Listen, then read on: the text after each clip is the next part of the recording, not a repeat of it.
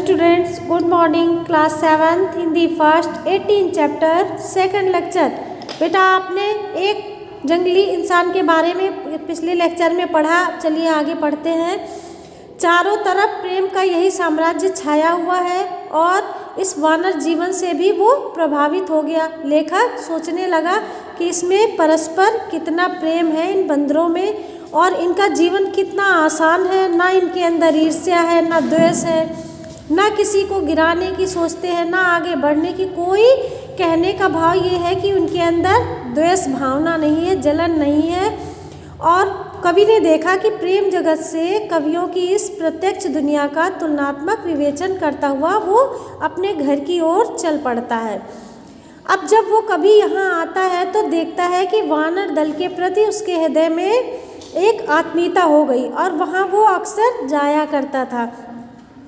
उसने देखा कि अपने विचार वाटिका में एकाकी विहार करता हुआ धीरे धीरे घर की ओर चला गया और अचानक कहीं पास ही वानर दल की क्रोध भरी खो खो में आकर्षित किया। आंखें ऊपर उठाया तो देखा कि तो अवाक ही रह गए। एक जालीदार गाड़ी में 50-60 बंदर बैठे हुए थे और सभी के मुखमंडल पर क्रोध की कठोरता झलक रही थी। एक दूसरे को फाड़ खाने को तैयार थे, तभी घायल थे और सभी क्षुब्ध थे।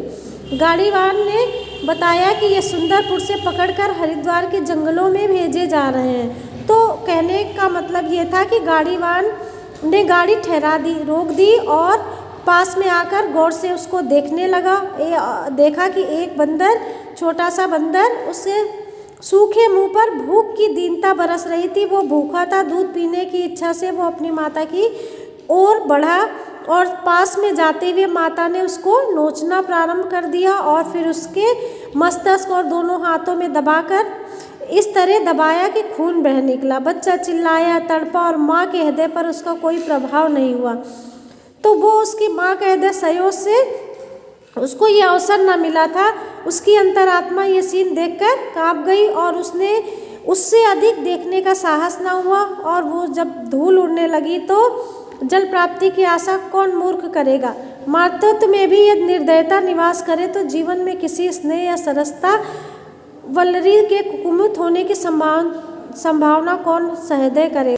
गाड़ीवान का प्रस्थान का संकेत करके वो चल पड़ा और दूर तक वानरों की खाव खाव का दृश्य देखता रहा और उसके मन में यही दृश्य गूंजित होता रहा। और दोनों की तस्वीर के दो पहलू थे।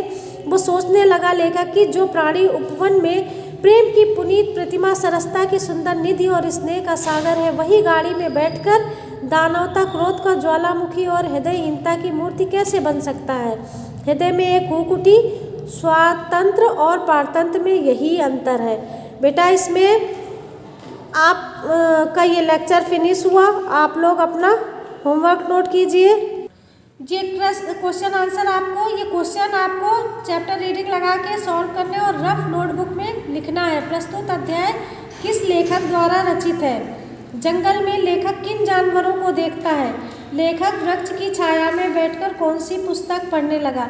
ये बेटा क्वेश्चन आपको रफ नोटबुक में लिखने हैं और लर्न करने हैं। Thank you class.